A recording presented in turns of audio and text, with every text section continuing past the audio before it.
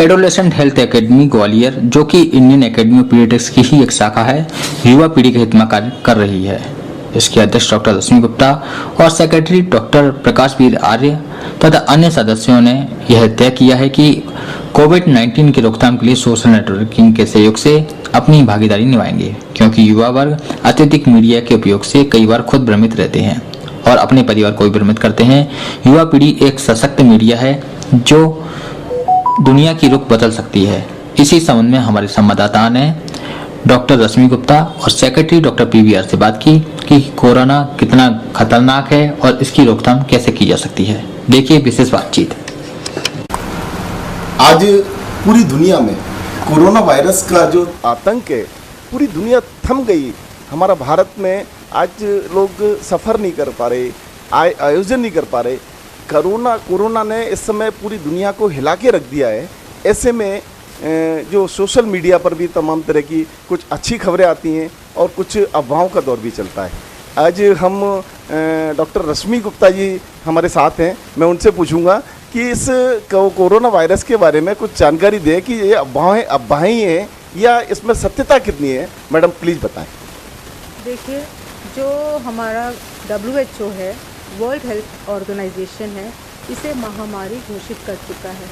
इसका मतलब कुछ तो तथ्य है, पर इसको समझना बहुत ज़रूरी है। बिकॉज़ ये जो है ये वायरस है, ये वायरस सदियों से हमारे देश विदेश सब जगह फैला हुआ है।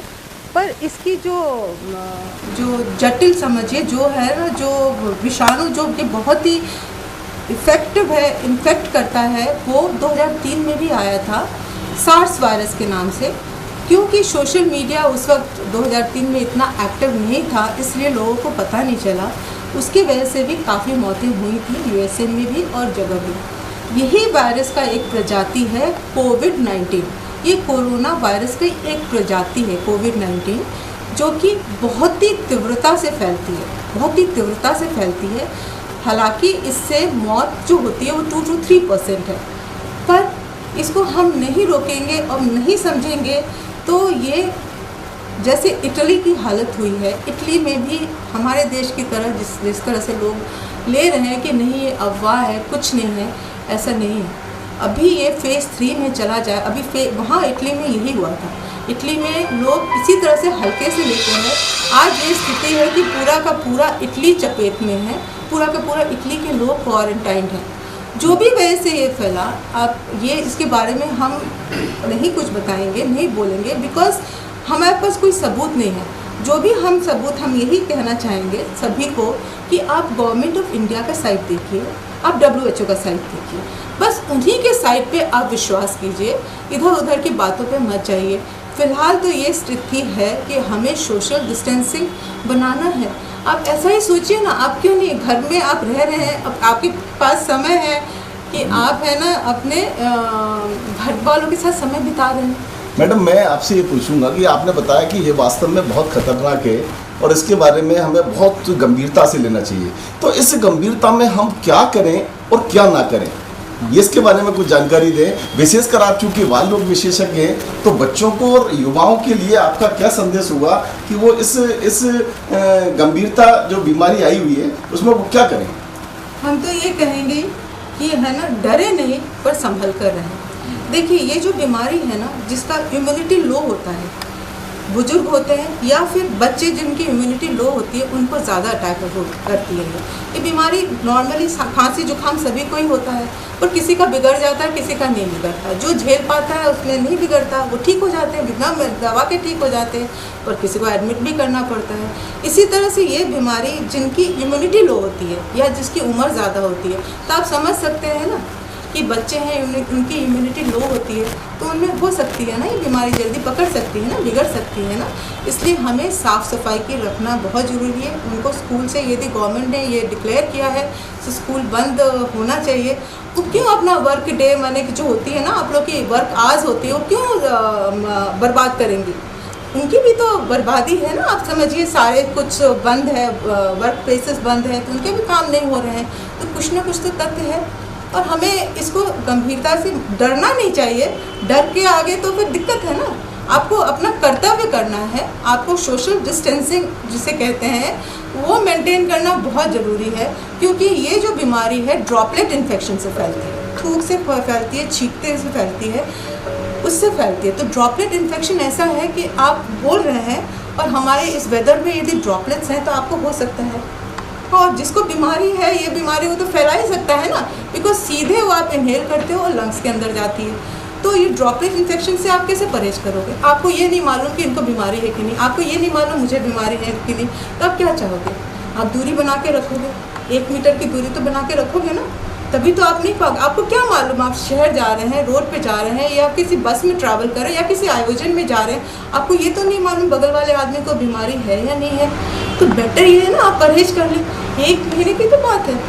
हालांकि ये जो वायरस है वो एक्सट्रीम वेदर्स में भी सर्वाइव करती है, इसका ये साइंटिफिक प्रूफ है ना इसकी। जब WHO कह रही है तो कुछ तो साइंटिफिक प्रूफ है ना। ये बहुत ठंडे मौसम में भी जिंदा रहती है और गर्म मौसम में भी जिंदा रहती है। भारत में 3 डेथ हुई हैं और वो भी 60+ में ही है। क्या इस बीमारी को लेके बच्चों में भी उतनी ही गंभीरता से लेना चाहिए जितना बड़ों के लिए, या जो युवाओं को और बच्चों के लिए भी ये बीमारी उतनी ही ज़्यादा खतरनाक है क्या? प्लीज़ बताइए। देखिए, हम ये बताना चाहेंगे, इसे गंभीरतम कहना उचित नहीं होगा। इसे ये कहना होगा कि अपने को सुरक्षित रखने में क्या दिक्कत है। और आपको हमने पहले ही कहा कि जिसमें इम्यूनिटी लो होती है, जिस भी उम्र दराज लोगों में जिसमें बीपी है, डायबिटीज़ है, जिनकी उम्र ज़्यादा है तो इम्यूनिटी लो होगी ही। जिस बच्चा और बूढ़ा तो एक ही समान है ना, उनमें भी इम्यूनिटी लो होती है कि नहीं? पर हम लोग अपने बच्चों को वैसे भी बहुत संभाल के रखते हैं, साफ़ सफाई हम लोग अपने लिए थोड़ा सा इजी गोइंग हो जाते हैं, पर बच्चों को तो अच्छे से ही रखते हैं ना, तो वो एक्सपोज कम होते हैं। प्लस उनको वैक्सीनेशन भी उसी वक्त ही हुआ रहता है। कुछ माँ की भी इम्यूनिटी रहती है, मदर्स मिल्क की भी इम्यूनिटी रहती है, पर ऐसा नहीं कह सकते कि उनमें ये बीमारी नहीं हो सकती है। कोई भी एक्सपोज हो सकता है। इवन जो एडोलेसेंट है, जो टीनेज है, जो हमारी जो संस्था जिस पे काम करती है, वो भी एक्सपोज इक्वली है, बिकॉज वो सबसे ज़्यादा लापरवाह है। वो सोचते हैं कि हमें कुछ नहीं हो सकता है ना। तो मैं ये पूछूंगा कि अभी बताया जाता है कि मास्क लगाओ, बार बार सैनिटाइजर से हाथ धो, क्या ये जरूरी है, या इससे कहीं ना कहीं खतरे में हम बच सकते हैं कि मास्क बराबर पहने रहें या बार बार हम सैनिटाइजर से हाथ धोएं? तो इससे ये कितना जरूरी है? देखिए, हमने जैसे जहाँ तक इंडिया का सवाल है, इंडिया में ये है कि मास्क उन्हीं को लगाना है जो इन मरीजों के पास में रहता है, या फिर उनको ज़रूर लगाना चाहिए जिनको खांसी जुकाम है, बिकॉज आपको बताया ना ड्रॉपलेट इन्फेक्शन से फैलता है। या फिर जो हॉस्पिटल परिसर में जा रहे हैं उनको ये मास्क लगाना चाहिए। या फिर अनजान, मैंने एक वर्ड यूज़ किया, अनजान व्यक्ति के क्राइटेरिया में बहुत सारे लोग आते हैं। आप ये सोचते हो कि नहीं वो जो अनजान है उसको नहीं होगा कोई इन्फेक्शन, तो आप मज़े में घूमिए सब जगह, पर आपको ये लगता है, आपको मालूम नहीं है ना। तो वैसे मास्क जो सरकार कहती है वो सबको नहीं लगाना है, जो हमारा गवर्नमेंट ऑफ इंडिया कहती है वो सबको नहीं लगाना है। जिसको खांसी जुकाम है उनको लगाना है, प्लस जो इन खांसी जुकाम के संपर्क में आते हैं उनको लगाना है, प्लस जो हॉस्पिटल के परिसर में जो आते जाते हैं उनको लगाना। और हम भी ये भी कहेंगे कि देखिए, हॉस्पिटल है, इसमें आप ज़्यादा लोग, कई बार बच्चे के साथ 3-4 लोग आ जाते हैं, प्लीज़ इससे परहेज करिए, क्योंकि आपको मालूम नहीं है कि अगला आपके बगल में जो बैठा है उसको ये बीमारी है कि नहीं। हालांकि हम अपने हॉस्पिटल में और कई सारे हॉस्पिटल में हम लोग मास्क प्रोवाइड कर रहे हैं, अंदर घुसते से ही उनको मास्क देते हैं और हैंड सैनिटाइज करते हैं। फिर से मैं कहूँगी, हैंड सैनिटाइजेशन सोल्यूशन नहीं है। आपको कम से कम 20 बार गिनती करें, हम तो 2 मिनट कहते हैं, पहले 20 सेकेंड, पर आप 20 गिनती गिनते तक आपको अपना हाथ धोना है।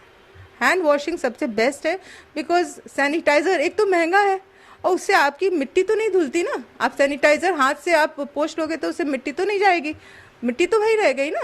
इसलिए हैंड वॉशिंग सबसे बेस्ट प्रिकॉशन।